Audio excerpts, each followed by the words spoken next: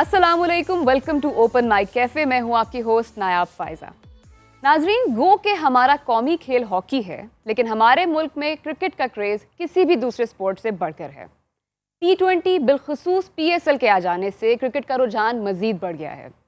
जैसा कि आप लोग जानते हैं कि PSL अपने प्ले ऑफ मरहले में दाखिल हो चुका है, इसलिए हम ये पूरा वीक क्रिकेट को डेडिकेट करेंगे।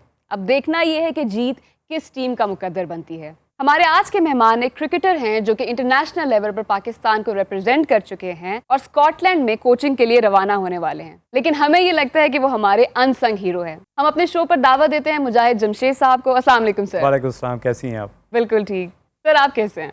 बहुत मज़े में हूँ और इन्जॉय कर रहा हूँ कि आज कोई इल्म फजल के रोले नहीं होंगे।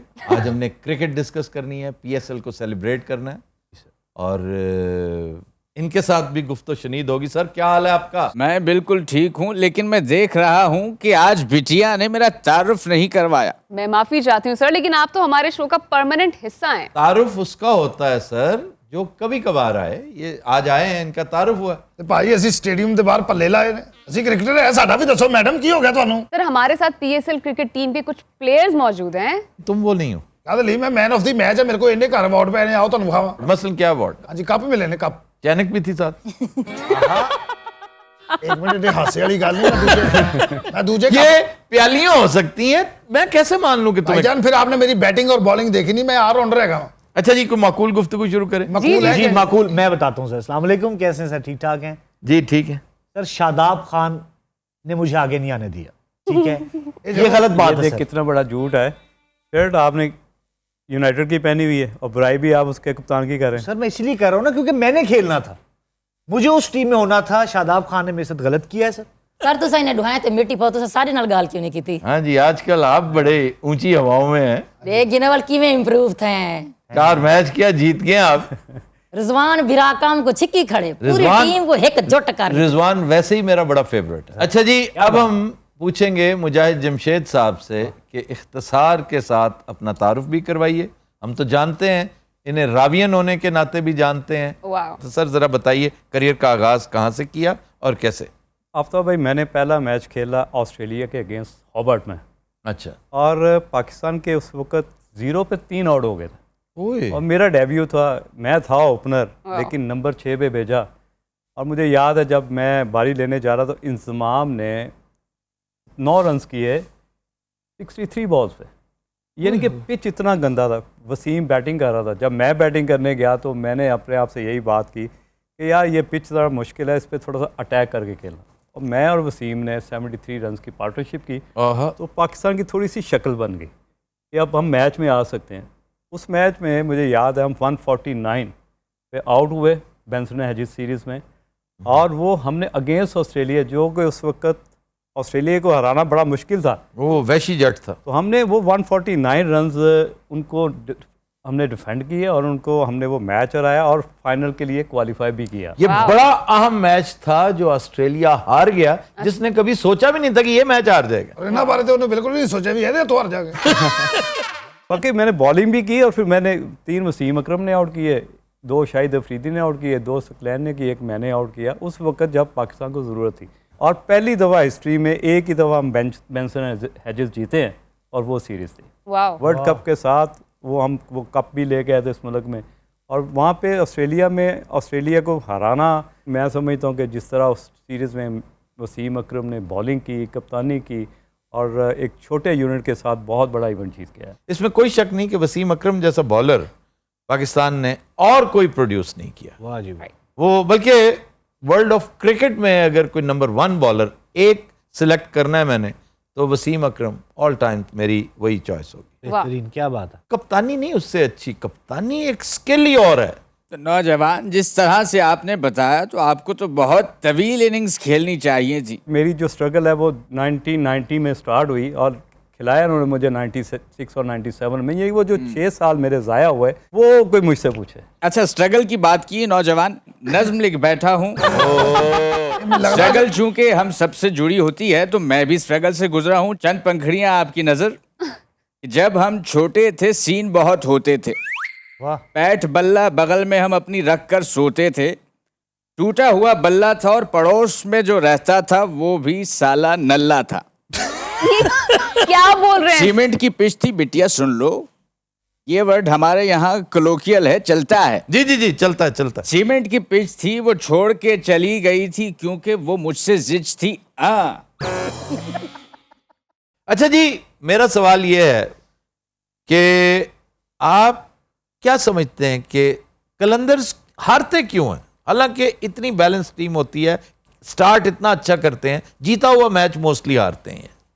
आफ्ताब भाई, सबसे इम्पोर्टेंट चीज़ होती है कि आपके जो वो कहते हैं ना फॉरनर, इस वक्त सबसे अच्छे फॉरनर्स जो है ना वो आपके लाहौर कलंदर के पास है। जी बिल्कुल। राशिद खान, और अभी डेविड को देखें आप, उसका स्ट्राइक रेट देखें और हर मैच में वो परफॉर्म कर रहा है। और दूसरी तरफ अगर फॉकनर की बात करें, फॉकनर मुझे इतना इम्प्रेस करता है।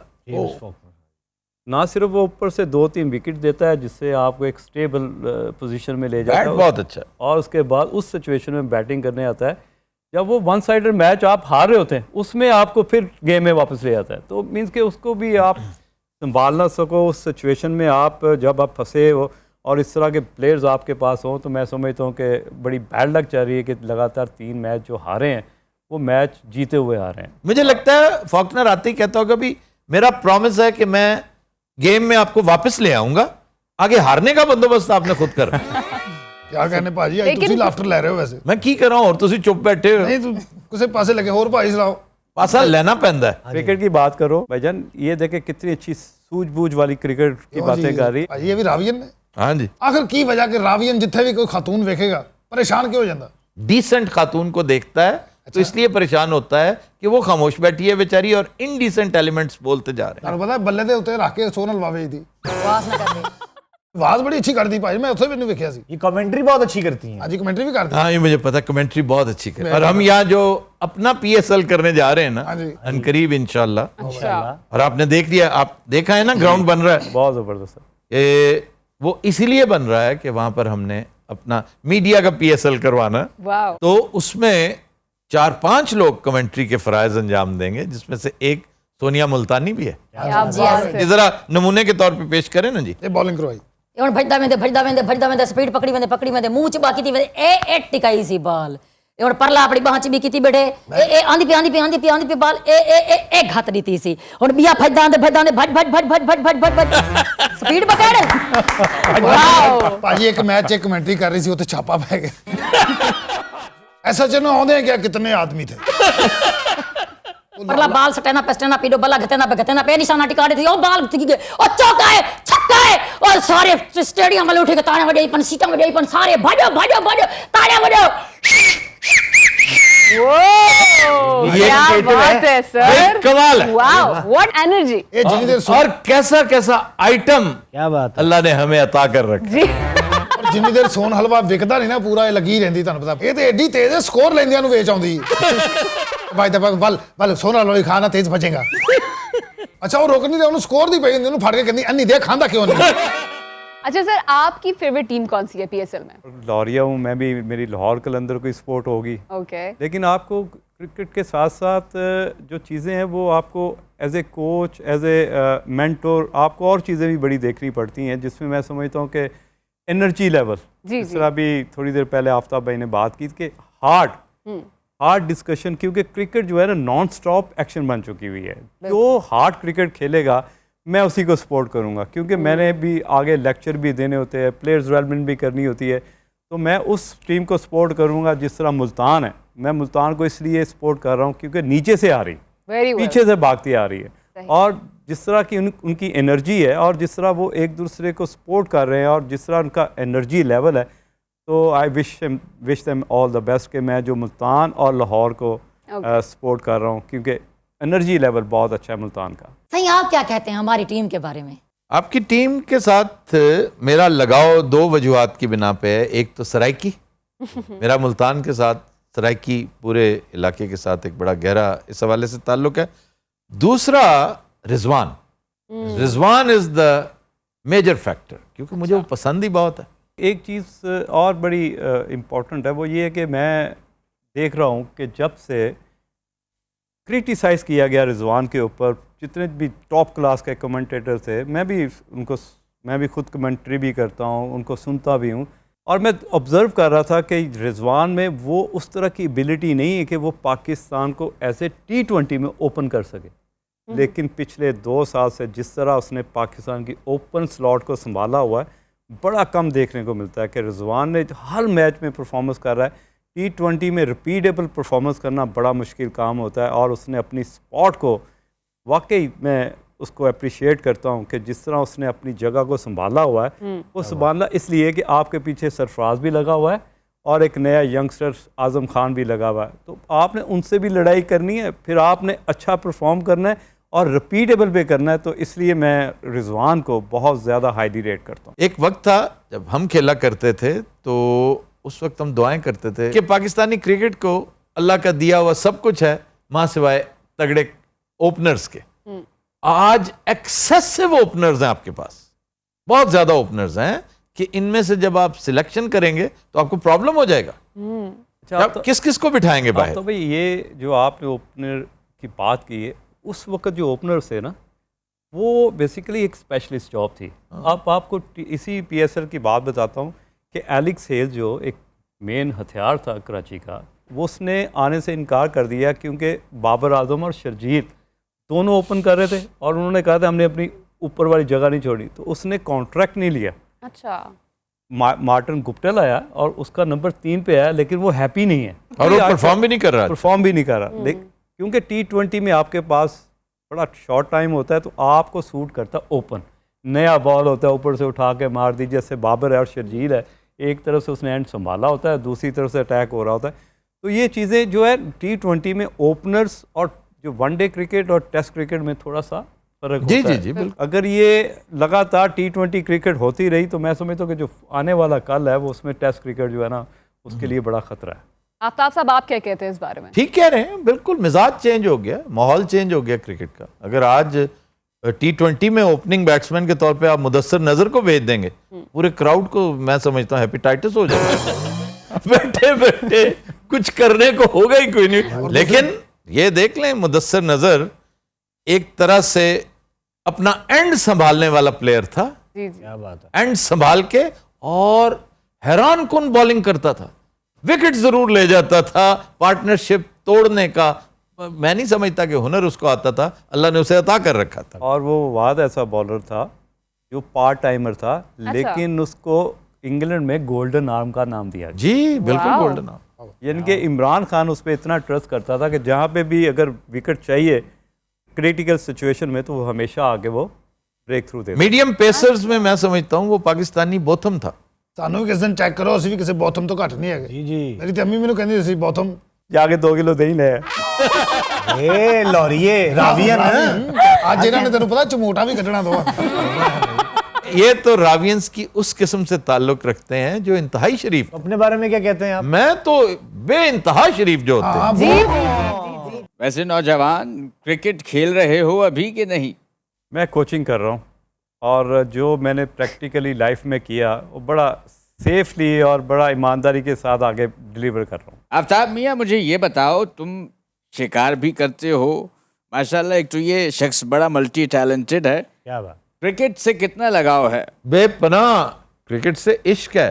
अड्डे बड्डे हुए बचपन में, सर्वर फाड़ा? ओ मेरे यहाँ पे 2 दफा गेंद लगी हुई है। वो एक ढिठाई होती है ना कि मैंने हुक पे शॉट जरूर खेलनी है चाहे कुछ हो जाए, और दूसरा उस वक्त हेलमेट शेलमेट का सीन नहीं होता था। ਉਹ ਬਣਿਆ ਨਹੀਂ ਸੀ ਹੈਲਮਟ। विवियन रिचर्ड टाइप तबीयत थी आप। जी जी। ਉਦੋਂ ਲੋਕੀ ਕਪੜਾ ਲਪੇਟ ਕੇ ਖੇਲਦੇ ਹੁੰਦੇ, ਮੜਾਸਾ ਜਿਹਾ ਬਣਾ ਕੇ ਨਾ, ਜਦੋਂ ਲੋੜ ਪਈ ਡਾਕਾ ਮਾਰ ਲਿਆ, ਜਦੋਂ ਲੋੜ ਪਈ ਛੱਕਾ ਮਾਰ ਲਿਆ। बात रह गई वहीं, तो फिर क्रिकेट छोड़ दी क्या? जी क्रिकेट छोड़ नहीं दी, क्रिकेट छूट गई। कैसे?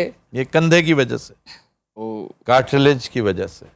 ये 7 साल पहले का वाक्य है। शिकार के दौरान मुझे चोट लगी थी यहाँ पे बड़ी शदीद, जिसकी बिना पर ये बाजू अब पूरा उस तेजी से घूमता भी नहीं है, और दूसरा ये कि स्लॉगिंग में भी प्रॉब्लम होता है। सही, आपकी क्रिकेट एकेडमी है, बिल्कुल है। वहाँ पे लड़कियाँ सीखती हैं?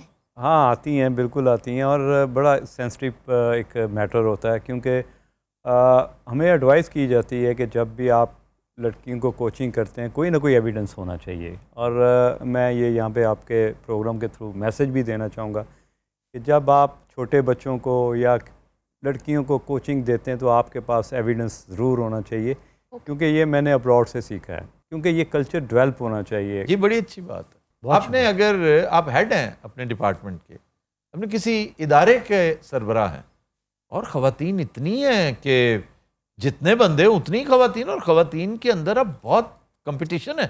अक्सर ऐसा होता है कि आपके कमरे में आपने मुलाकात करनी है, आपने बात करनी जो आप पब्लिकली नहीं कर सकते।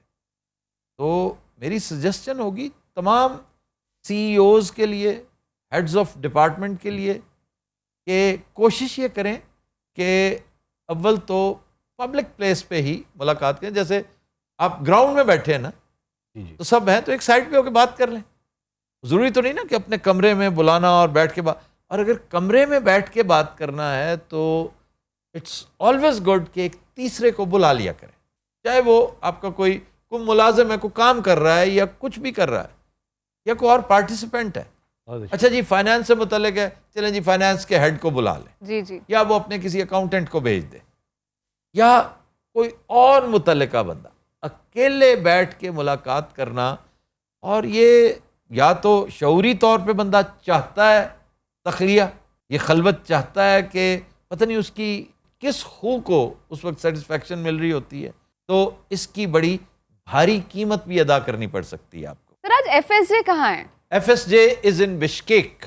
ओके, वो वहां पे मजे कर रहे हैं, वो आराम से नहीं बैठते रहे। वो वहां पे ट्रेनिंग दे रहे हैं। बहुत से इंटरनेशनली अक्लेम्ड इदारे हैं जो उन्हें ट्रेनिंग के लिए बुलाते हैं। ਜਦੋਂ ਇੱਥੇ ਸ਼ੋਅ ਮੁੱਕਦਾ ਨਾ ਫੌਰੀ ਉਹ ਘੋੜੇ ਤੇ ਬੈਠਦੇ ਨੇ, ਔਰ ਅਰਤੁਗਰਲ ਦੇ ਦਾਦੇ ਵਾਲਾ ਸਮਾਨ ਪਾਉਂਦੇ ਨੇ ਸਾਰਾ, ਘੋੜੇ ਚੂੜੇ ਸਾਈਡਾਂ ਦੇ ਪਾ ਕੇ ਤਕੜਾ ਸ਼ੱਕ ਪੂਰਾ ਅਫਗਾਨਿਸਤਾਨ ਮੰਗਦਾ ਏ ਬਾਬਾ।